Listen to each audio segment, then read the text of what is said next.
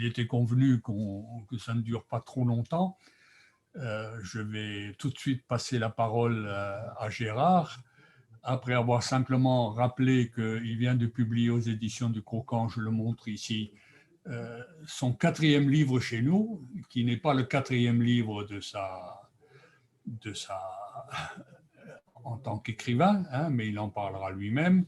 Alors, ces 4 livres se sont succédés avec des thèmes légèrement différents, mais avec tout de même un fil conducteur que on pourrait résumer de la façon suivante. Une charge très forte et argumentée contre le libéralisme économique et ses lointains prophètes. Hein. La deuxième, c'est donc une attention particulière aux problèmes nouveaux qui se posent aujourd'hui, notamment aux problèmes de l'environnement. Et troisième fil conducteur, une défense qu'on pourrait qualifier d'inconditionnelle du monde paysan. Alors, quand je dis une défense du monde paysan, il ne s'agit évidemment pas du monde de la grande agriculture industrialisée, mais du monde paysan représenté par les fermes, les paysans des fermes qui l'opposent en permanence aux paysans des firmes, hein, d'ailleurs aux industriels des firmes plutôt, des firmes agricoles. Voilà, je n'en dis pas plus. Alors Gérard, dis-nous maintenant donc pourquoi tu as tenu à publier ce 4e livre et enfin ce que tu veux montrer par rapport à ce que je viens de brièvement indiquer. Alors, je vous rappelle qu'il s'agit d'un webinaire, donc vous n'apparaissez pas sur l'écran. Donc, si vous voulez intervenir, vous avez au bas de votre écran, vous avez converser. Si vous appuyez là-dessus, vous avez accès à une fenêtre qui vous permet de poser une question à ceux que vous voyez en face de vous, et notamment à l'auteur des livres. Voilà. Alors, Gérard, vas-y. Oui, eh bien, ce livre, il est né, il prolonge une réflexion. Et cette réflexion, c'est celle de quelqu'un qui a un parcours un peu particulier, puisque j'ai été paysan. Je n'ai jamais travaillé à mon compte, mais j'ai travaillé au service de mes parents pendant une dizaine d'années. Ensuite, j'ai été ouvrier d'usine, et quand l'usine où je travaillais a fermé, on ne voulait pas reclasser les syndicalistes, et comme j'avais une pratique de militant ouvrier, une pratique rédactionnelle de militant ouvrier, j'ai fait un stage d'été à l'Humanité comme le font les étudiants, et j'ai été embauché après. Et comme j'étais d'origine paysanne, on m'a donné les dossiers agricoles. Donc ça, c'est pour revenir à ma passion pour l'agriculture. Et je dirais que depuis notamment la conférence de Kyoto sur le réchauffement climatique en 1997, à l'époque, je suivais les dossiers environnementaux pour l'humanité, je me suis beaucoup intéressé à cette question et aux conséquences du réchauffement pour l'agriculture et pour la production agricole. Ça fait maintenant 23 ans. Et plus on avance, plus on voit que chaque année, eh bien, il y a de plus en plus de catastrophes naturelles, qu'il s'agisse des sécheresses, des incendies, des inondations, etc., etc. Ce qui veut donc dire que si on ne parvient pas à freiner le réchauffement climatique, eh bien, pour les générations, pour les jeunes générations d'aujourd'hui, la vie sera de plus en plus compliquée. Donc, si je puis dire, ma réflexion de grand-père de 5 petits-enfants, elle porte beaucoup là-dessus. Et je pense, parce que là aussi, adolescent, j'ai suivi des cours agricoles et à l'époque, il y avait moins de technologie, mais plus d'agronomie. Et donc, j'ai gardé ça en souvenir et je suis très soucieux d'avoir une agriculture qui fonctionne de manière économique, avec des bonnes pratiques agronomiques, avec moins d'engrais, en faisant travailler la nature de façon intelligente. Et donc, ce livre, il est très centré là-dessus. je consacre, il y a 14 chapitres, je ne vais pas tous les énumérer parce qu'il y en a la moitié qui font la critique de la politique agricole actuelle, qu'elle soit mondiale, européenne ou française. Et j'ai un chapitre notamment sur la gestion de l'eau. J'en ai un autre sur ce qu'on appelle l'agroécologie, c'est-à-dire les bonnes pratiques agronomiques. Un autre encore sur, comment dirais-je, l'agroforesterie qui consiste à planter des arbres dans les champs cultivés, parce qu'on s'aperçoit aussi que non seulement les forêts ont tendance à brûler, mais en plus, même quand elles ne brûlent pas, avec les sécheresses qui se succèdent, le taux de mortalité est de plus en plus important. J'ai commencé à écrire ce livre donc à la fin du mois de mars, je l'ai rendu à la fin du mois d'août, et en ce moment, avec le recul du pouvoir d'achat d'un certain nombre de gens chez nous comme dans d'autres pays, on s'aperçoit que accéder à la nourriture devient de plus en plus difficile pour beaucoup de gens. Et parallèlement, les paysans aussi gagnent moins bien leur vie depuis le début de la pandémie qu'avant, alors qu'avant, c'était déjà pas brillant parce que cet été, on a eu de la sécheresse, les coûts de production ont augmenté pour produire du lait et de la viande, les rendements céréaliers ont diminué. Le problème, c'est que les prix agricoles sont aussi en train de diminuer parce que, avec le marché mondialisé tel qu'il fonctionne, eh bien, dès que l'offre dépasse un peu la demande, eh bien, les prix baissent. Par exemple, le prix du porc au marché au cadran de Plérin a baissé de 45 centimes en quelques mois.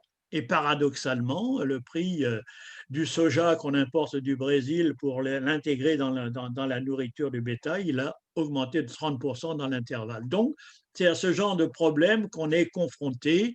Et voilà pourquoi donc j'ai sorti ce livre. Et si le confinement s'arrête, eh bien, je souhaite faire des débats à travers le pays, comme j'en ai fait avec les précédents, pour le faire connaître et donc pour faire avancer l'idée d'une agriculture avec des fermes plutôt qu'une agriculture de firmes, parce que plus il y a des firmes dans l'agriculture, plus l'agriculture est spéculative. Voilà, pour le résumé. Très bien. Alors, peut-être qu'il faut revenir un instant sur les livres précédents quand même pour voir que ça s'inscrit dans un ensemble, hein. C'est-à-dire le premier qui a été publié en 2017, il concernait essentiellement les questions climatiques, hein. Enfin, c'était en tout cas le centre d'intérêt principal. D'ailleurs, le titre, c'est Devant l'urgence climatique, bousculons les politiques.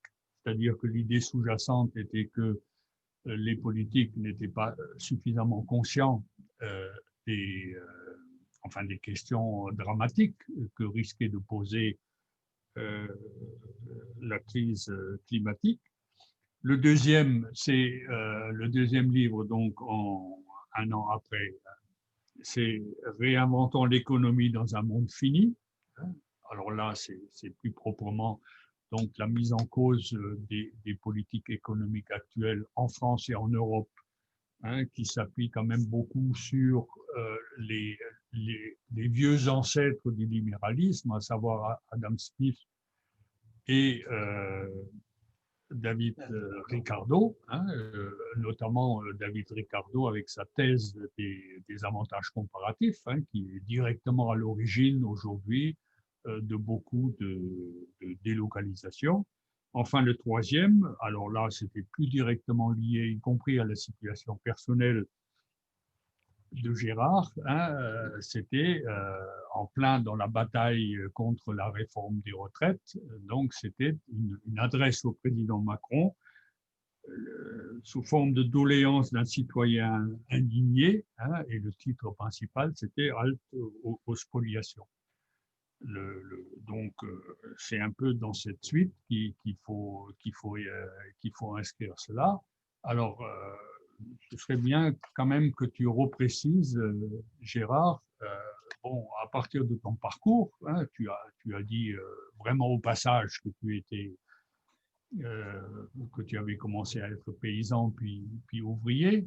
Ensuite, tu es tombé dans le journalisme, si je peux dire, mais écrire un livre, c'est pas seulement du journalisme quand même. Alors, quelle mouche t'a piqué, hein, pour écrire quand même, alors que c'est pas les premiers livres, tu en as écrit d'autres avant, donc quelle mouche t'a piqué pour intervenir de façon aussi compétente, mais aussi dense, hein, parce que un livre tous les ans, c'est quand même pas donné à tout le monde. Alors, quelle est l'origine de cette mobilisation dont tu as choisi le terrain, pour laquelle tu as choisi le terrain de l'écriture? Alors, je dirais que dans un premier temps, j'avais été sollicité, mais c'était en 1989, par André Lajoigny pour écrire un livre d'interview que j'ai réalisé avec un autre journaliste qui était à La Terre à l'époque, au journal La Terre, et donc qui était aussi centré sur le devenir de l'agriculture. Et je me suis prise au jeu, et l'année d'après, comme on était une dizaine, 9 ans après la première élection de François Mitterrand et 2 ans après la seconde et la mise en place du RMI, avec mon fils qui débutait à l'époque dans le journalisme en 1990, on a écrit un autre livre, La décennie des nouveaux pauvres. Et quand je relis ce livre aujourd'hui, je me dis que non seulement on avait raison de dire ce qu'on disait à l'époque, mais les choses ont continué de s'aggraver depuis, avec notamment la précarité de l'emploi. Entre-temps aussi, j'ai vu comment, dans mon ancienne profession et dans d'autres, comment les délocalisations d'emplois industriels ont pris de l'importance, notamment entre la fin des années 80 et maintenant. Par exemple, dans l'industrie du pneu où j'ai travaillé, eh bien, presque toutes les usines qu'il y avait dans les régions de France ont délocalisé des productions dans les pays à bas coût de main-d'œuvre. Et je lisais dans l'Humanité, pas plus qu'hier ou avant-hier, une petite info qui venait de François Ruffin et qui parlait de l'usine de sa région qui a fermé il y a 2 ou 3 ans, en indiquant qu'il y a eu parmi les gens licenciés 13 suicides et quelque chose comme 300 divorces depuis la fermeture de cette usine. Ça veut dire aussi beaucoup de souffrance. Et aussi, avec ces délocalisations, bien sûr, puisqu'on casse une usine en bon état de marche chez nous pour construire une autre ailleurs, beaucoup d'émissions de gaz à effet de serre qu'il n'y aurait pas si on localisait les productions au lieu de délocaliser pour augmenter le taux de profit. Et ma crainte, c'est que ça s'accélère encore aujourd'hui. Alors, les terres agricoles, on ne peut pas les délocaliser, ça c'est sûr. Mais quand le coût de la main-d'œuvre est beaucoup plus bas en Pologne ou ailleurs, ou au Brésil, etc., eh bien, on délocalise aussi des productions parce que on peut produire du soja à moindre coût, on peut produire du poulet ou des porcs à moindre coût, et notamment leur, euh, leur traitement dans les abattoirs, etc., etc. Et c'est comme ça qu'on continue aussi de délocaliser des productions et d'importer de la nourriture, alors que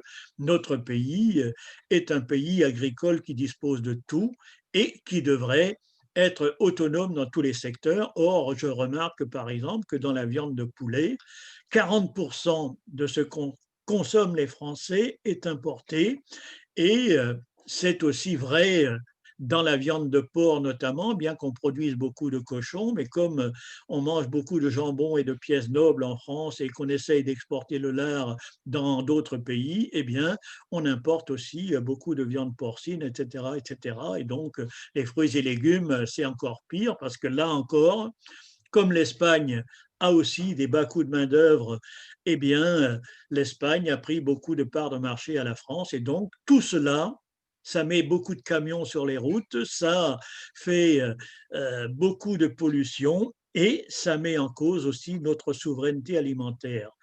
Et donc, comme je suis retraité et que je suis libre de mon temps, même si je collabore régulièrement à l'Humanité, eh bien, depuis 2008, c'est vrai que j'ai écrit 8 livres, c'est-à-dire presque un livre tous les ans. Je ne sais pas si je vais bientôt m'arrêter, mais toujours est-il que j'ai le sentiment de ne pas avoir perdu mon temps et j'ai aussi le sentiment de porter une réflexion prospective parce que travailler pour rédiger un livre, c'est des mois de cogitation auparavant. Quand mon plan est prêt, je me mets à écrire et à partir de là, les choses vont relativement vite. Voilà un peu comment je travaille, mais c'est vrai qu'il y a 40 ans, j'avais pas encore pensé que tout ça m'arriverait un jour. Bien, le titre principal, hein, de ton livre, c'est Choses apprises en 2020. Donc, c'est le signe d'un auteur qui est attentif à ce qui se passe dans le monde. Mais il y a deux sous-titres. Celui que tu viens d'évoquer, la souveraineté alimentaire, mais il y en a un deuxième, c'est pour agir contre la faim. Alors, on comprend bien la souveraineté alimentaire, ça veut dire que autant que possible que notre pays, avec, avec les atouts qu'il a, devrait être autosuffisant. Or, il n'est pas du tout, si j'ai bien compris. Et, le deuxième sous-titre, c'est pour agir contre la faim. Alors, est-ce que ça ne mérite pas une petite explication? Est-ce que ça veut dire que si une certaine politique agricole continue, on risque la faim, sinon dans notre pays, en tout cas dans le monde? Alors la faim, elle est en train de progresser un peu partout dans le monde parce que il y a un recul du pouvoir d'achat. Dans beaucoup de pays, les emplois, c'est des emplois au jour le jour. Quand il n'y a plus de travail, on n'a plus d'argent pour manger. Et même en France, toutes les associations caritatives sont en train de constater que le taux de fréquentation est en train d'augmenter en quelques mois de l'ordre de 40% au secours populaire, au secours catholique, à la Fondation Abbé Pierre et ailleurs. Et à mon avis, ça va s'aggraver dans les prochains mois parce que parallèlement, on constate aussi des retards de loyer, des retards de paiement de la cantine parce que des gens précaires qui avaient déjà du mal à joindre les deux bouts ou des gens payés au SMIC qui ont dû être en chômage partiel et bien n'ont plus les mêmes rentrées d'argent. Et donc, à partir de là, quand on a payé le loyer et les charges pour l'énergie et tout le reste, y compris pour se rendre au travail en voiture quand on habite loin de son travail, et bien le reste à vivre qui est consacré à l'alimentation, il diminue. Donc, ce processus va continuer en 2021 et peut-être beaucoup plus longtemps après. Et parallèlement, et c'est ça qui est paradoxal, je l'ai dit tout à l'heure, les prix agricoles au départ de la ferme sont en train de baisser dans presque tous les secteurs, alors que les prix en magasin, eux, ils n'augmentent pas énormément peut-être, mais ceux des produits frais ont quand même augmenté de 10% ces derniers mois. Et la moyenne d'augmentation des prix dans les grandes surfaces est de l'ordre de 2% par an, en dépit des promotions qui permettent sans doute de faire des achats malins, mais là encore, les plus pauvres n'ont pas forcément les moyens d'acheter d'avance pour remplir le congélateur. Donc, on va être confronté effectivement à beaucoup plus de difficultés pour ce pays à manger et paradoxalement, ceux qui produisent la nourriture, ils sont en train de s'endetter davantage parce que le revenu qu'on tire du prix du lait ne permet pas de vivre correctement. Par exemple, j'ai connu la mise en place du début des quotas laitiers. Ça avait été fait par Michel Rocard en 1984. Alors, au début, ça a beaucoup râlé dans le monde paysan parce que jusque-là, le prix du lait était garanti.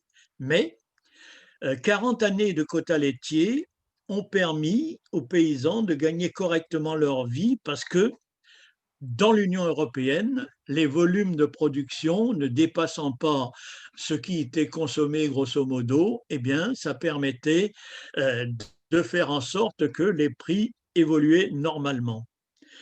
Et l'Europe a voulu sortir, ça a été une proposition de la Commission européenne, de sortir des quotas laitiers en 2015, ce qui a été fait, ça avait été annoncé dès 2009. Et dès 2015, alors que le prix des 1000 litres de lait était de 370 € en 2014, pardon, eh bien, on est tombé à 320 € et on est même tombé à 270 € en 2016. Et là, on est remonté à nouveau autour de 330, 320 €, mais des calculs viennent d'être faits par la Fédération laitière de la FNSEA et un autre organisme qui montrent que le prix de revient des 1000 litres de lait aujourd'hui, c'est de l'ordre de 403 €. Alors on me dira comment ça fait-il alors qu'ils arrivent à vivre, les paysans? Eh bien, ils arrivent à vivre en s'endettant quand c'est comme ça. Et dans la filière porcine, par exemple, on est en train de vivre la même chose pour des raisons d'ailleurs que je donne également dans ce livre. Et je pense que à force de s'endetter comme ça, il y aura des faillites. Et donc, là aussi, il y a un risque que des fermes succèdent aux firmes parce que les jeunes ne pourront pas s'installer du fait d'accès à la terre qui est très coûteux, notamment, surtout quand les paysans en retraite, des fois pour vivre mieux, soit louent leurs terres à ceux qui sont déjà en place ou bien les mettent en vente. Et là aussi, les jeunes ne peuvent pas acheter de la terre pour s'installer. Je consacre d'ailleurs dans ce livre un chapitre à la maîtrise du foncier en suggérant que, par exemple, on pourrait impliquer les citoyens davantage avec le livre de développement durable permettant de prendre des parts dans les exploitations agricoles, ce qui se fait un peu avec Terre de Liens, par exemple, mais ça ne concerne que quelques milliers d'hectares pour l'instant. Je vous rappelle qu'en cliquant sur Converser, vous pouvez poser des questions à Gérard Lepuil. Bon, moi, je voudrais revenir sur la pauvreté, enfin, sur les difficultés que rencontrent beaucoup de paysans aujourd'hui en France. Hein. Bon, est-ce que c'est un phénomène général ou est-ce qu'on peut distinguer des petits paysans qui souffrent, qui se suicident d'ailleurs en relativement grand nombre par rapport aux autres groupes sociaux? Hein, on voit ça tous les jours. Bon, est-ce qu'on peut distinguer ces petits paysans d'autres paysans, pas seulement ceux des firmes d'ailleurs, hein, dont on a l'impression qu'ils vivent plutôt à l'aise. Quand on va dans les campagnes, il y a beaucoup de grosses voitures, il y a beaucoup de... Enfin, on n'a pas l'impression quand même de difficultés de vie insurmontables pour une certaine fraction des paysans au moins. Alors, est-ce que tu peux en dire un peu plus là-dessus? Cela a été vrai pendant longtemps. Il y a eu une différence entre les gros céréaliers et le reste de la paysannerie parce que les céréales, d'une part, bénéficiaient de prix rémunérateurs pendant longtemps et d'autre part, comme les céréaliers étaient sur des grandes surfaces et comme les aides européennes lors de la réforme de 1992 avaient été attribuées à la surface, elles ont été converties ensuite en droit à paiement unique, mais c'était toujours la même somme, un peu camouflée. Donc, pendant longtemps, grâce aux aides européennes et à des prix rémunérateurs, les céréaliers, dès lors qu'ils avaient une exploitation importante, ils gagnaient de l'argent, c'est vrai.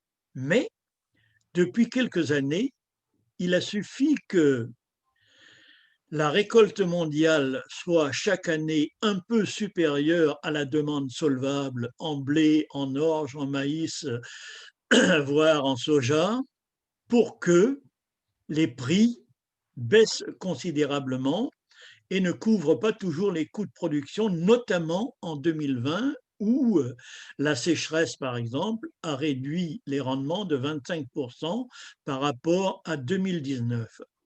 En 2019, les prix des céréales étaient déjà bas parce qu'il y avait ce stock mondial. Mais comme les rendements étaient importants, les paysans s'en sont tirés à peu près.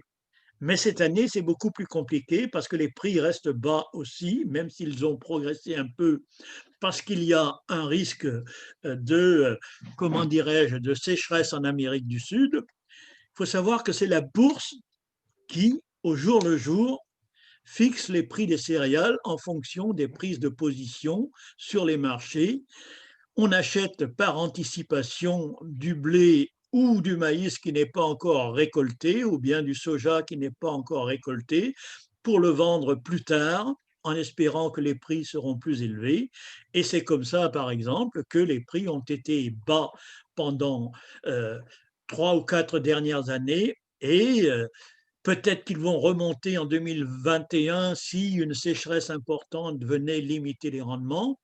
Et à partir de là, évidemment, on peut penser que les paysans s'en sortiraient mieux, mais au niveau des consommateurs, ce serait beaucoup plus compliqué. Donc, par quelques bouts qu'on prenne le problème, cette façon de faire en sorte que l'on spécule en permanence sur la nourriture, eh bien, elle menace notre souveraineté alimentaire et la sécurité alimentaire des plus pauvres encore plus.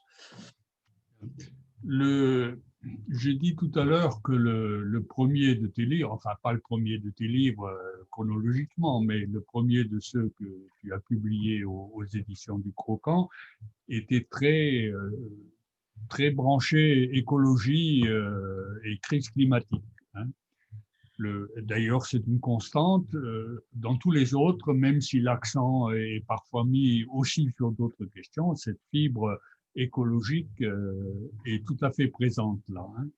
Donc, d'un autre côté, les paysans, quels qu'ils soient gros ou petits, sont souvent accusés d'être quand même à l'origine de beaucoup de pollution.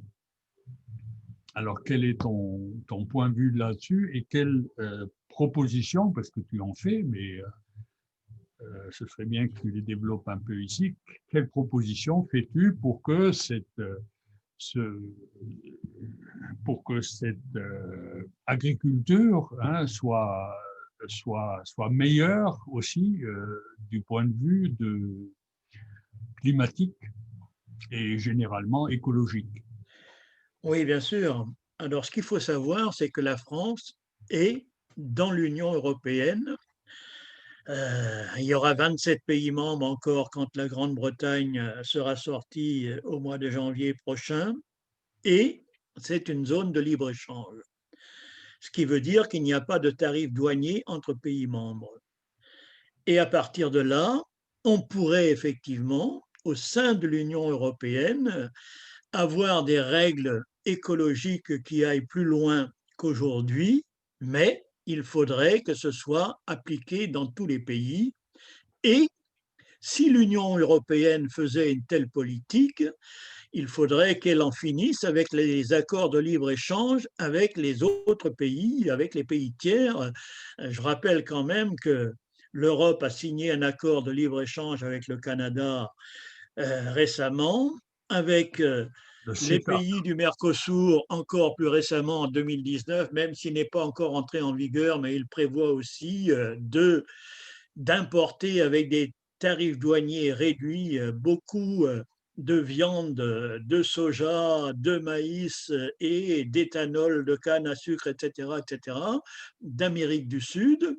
Et si en même temps la France toute seule, comme ça a été le cas pour la betterave par exemple, interdit telle ou telle molécule et que ça se traduit par une baisse de 30 ou 40% des rendements, eh bien, en ayant comme ça une balle dans le pied, les paysans, ils ne peuvent pas s'en sortir. Donc, il faut des règles communes, mais qui soient applicables dans tous les pays, parce que pour la betterave, par exemple, c'est un cas caractéristique. Oui, mais La France avait prévu d'arrêter les traitements contre les pucerons en 2019. Et l'Union européenne avait pris une décision semblable aussi, sauf que une fois que la décision a été prise, 12 autres pays producteurs de betteraves ont demandé une exonération et l'ont obtenue. et la France a été le seul pays à ne pas la demander. Et à partir de là, donc, il y a eu une baisse de rendement très importante dans notre seul pays. Si on prenait cette décision, il fallait l'appliquer à tous les pays européens et il ne fallait pas non plus acheter du sucre bon marché à partir du Brésil. Voilà comment moi je raisonne, parce que sinon, eh bien, sinon, on pénalise les paysans de son propre pays au profit des autres, puisque leurs marchandises arrivent chez nous sans tarif douanier. Euh, pour le C'est reste, un eh peu sans bien, issue, là, quand même, ce que tu comment? dis. C'est un peu sans issue, là, quand même. Ça veut dire C'est une que, décision qui doit être prise au niveau européen avec oui, les mêmes règles pour tous. Sinon, s'il n'y a qu'un seul pays qui l'applique, eh bien, ce sont ces paysans qui payent la note et eux seuls. oui, mais est-ce qu'on ne peut pas imaginer qu'un pays décide de prendre un chemin un peu plus vertueux en espérant que les autres suivront?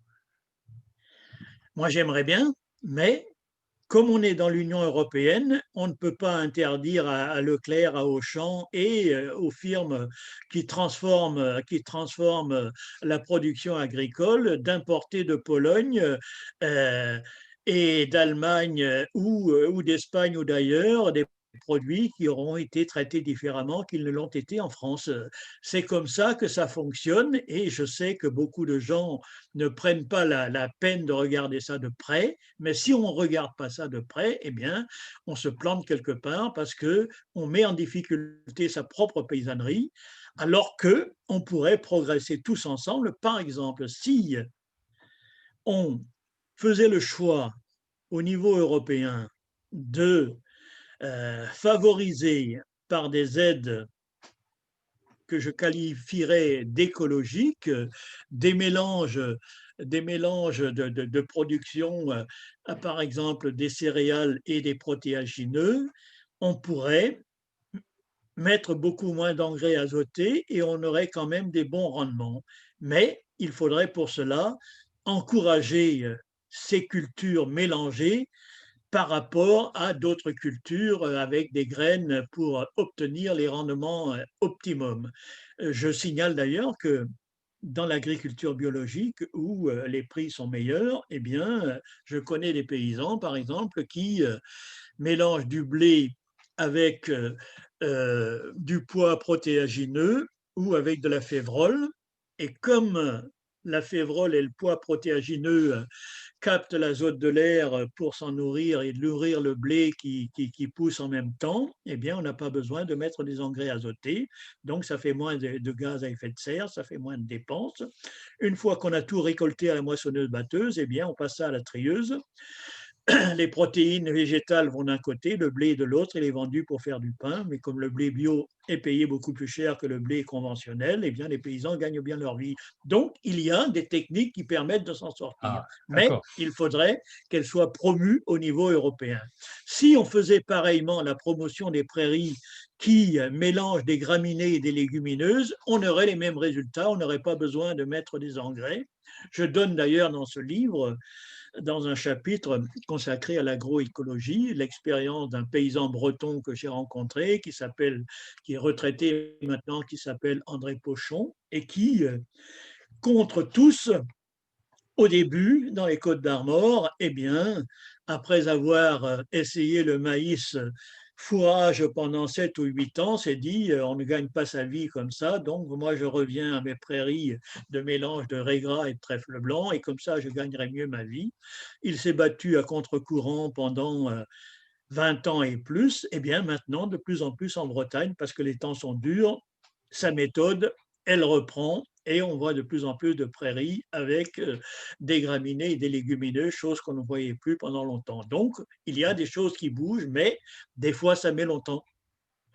Bon, donc il y a bien des solutions. Oui, il y a Et des solutions. c'est vrai que ton livre va d'ailleurs y contribuer parce que la faiblesse de l'argument, c'est de le faire au niveau européen. Elle est dans la remarque suivante. Si tout le monde le faisait au niveau européen, il y a bien des industriels de l'agriculture qui trouveraient que c'est injuste par rapport au reste du monde et que tant que ça ne se fera pas dans le monde entier, on ne peut pas bouger, quoi. Hein. Comme ça, faut éviter, enfin, mais d'ailleurs, ton livre montre bien qu'il y a des solutions. Non, Alors, mais je dis ça parce que l'Europe est une zone de libre-écge. C'est ça qu'il faut garder en ouais, tête. ouais. J'ai Sans tarif douanier. une autre question qui touche aussi à un souci écologique qui est complètement présent dans tes livres. Tout à l'heure, en parlant des inégalités, par exemple pour l'élevage du porc, tu parlais du traitement dans les abattoirs, hein. Je suppose que tu laissais entendre qu'à partir du moment où on se comporte de façon beaucoup plus brutale avec les animaux dans les abattoirs, hein, on fausse un peu la concurrence, quoi, hein, alors que les éleveurs français prennent des précautions très fortes, hein, pour que il ne s'agit pas de dire qu'il ne faut pas abattre les animaux, mais que ça se fasse au moins de manière convenable. Alors, on constate d'ailleurs en France qu'il y a un certain nombre de scandales qui, grâce à des lanceurs d'alerte, hein, ont été mis en évidence et qui permettent d'éviter. Il y a même une loi maintenant contre les souffrances animales. Alors, moi, j'ai une question là, parce que ça revient dans tous tes livres. C'est la question du loup et de l'ours d'ailleurs maintenant aussi, hein. Alors là, un certain nombre de gens en France, et notamment les courants écologistes en général, ils sont, sinon favorables, en tout cas, ils ne sont pas défavorables à la réintroduction en France d'un certain nombre d'espèces animales, dont le loup. Par exemple, toi, tu prends le parti alors des paysans les plus fermés à cette réintroduction, parce qu'ils ne le sont pas tous quand même. Alors comment tu peux développer un peu ça? C'est là où je vois une contradiction entre tes préoccupations écologistes d'un monde plus équilibré et puis ce refus total de faire ce que les Américains, par exemple, ont fait dans leurs grands parcs nationaux, où ils se sont rendus compte que si on réintroduisait le loup, on réintroduisait aussi un certain équilibre entre les espèces animales et qui était bon aussi pour la végétation, par exemple. Alors, comment tu réagis par rapport à cette question un peu plus directe et plus conflictuelle? Oui, là encore, est-ce que le loup, s'il colonise tous les départements d'élevage, il va contribuer à la biodiversité ou est-ce qu'il va la faire reculer? Moi, c'est comme ça que je pose la question. On constate déjà que dans certaines zones, on ne peut plus emmener les moutons pâturer parce que ça devient trop dangereux. Il y a aussi le fait qu'il n'y a pas de loup dans tous les pays européens. Il y en a en Italie, il y en a en France, en Allemagne, il n'y en a presque pas, il y en a quelques-uns quand même. Et puis, il n'y en avait pas au Royaume-Uni qui va sortir de l'Union européenne, mais qui élevait beaucoup de moutons, et donc ça introduisait déjà une distorsion de concurrence. Et je consacre un chapitre de ce livre à cette question parce que là aussi, j'ai lu beaucoup de documents et ce qui se passe, c'est que dans certaines zones maintenant, on n'ose plus envoyer des animaux pâturer parce que ça devient trop dangereux. Et du coup, le milieu se ferme. C'est-à-dire que là où les moutons nettoyaient, ce n'est plus nettoyé.